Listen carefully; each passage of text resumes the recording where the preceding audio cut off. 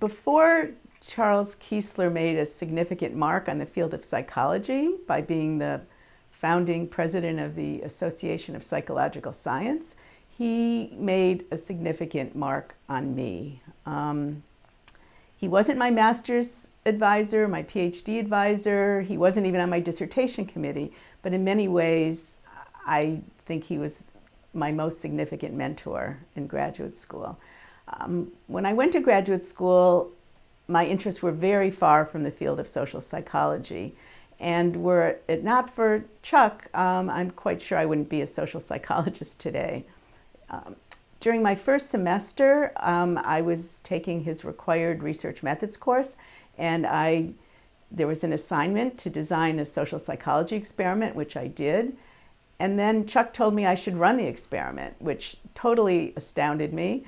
But he was enthusiastic and encouraging, so I did conduct the experiment, and we even published it.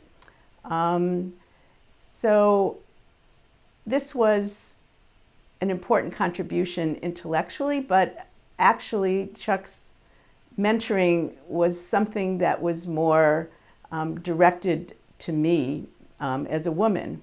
I should say, before I get into that, that Chuck thought of himself as a stern and demanding advisor in the mold of Leon Festinger, who had been his mentor and had that reputation.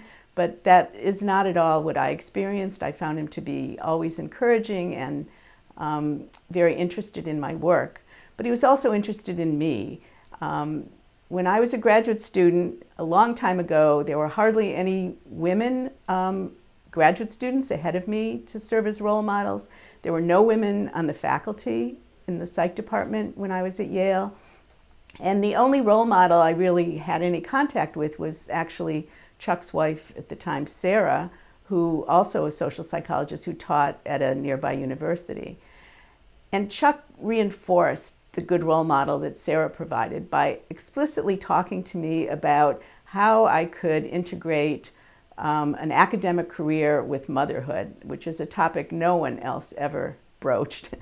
And thanks to his wise advice, I've had a long career in academia, and I have a wonderful family, and I think of him as really a terrific mentor, and I hope I've passed on some of his legacy to my own students.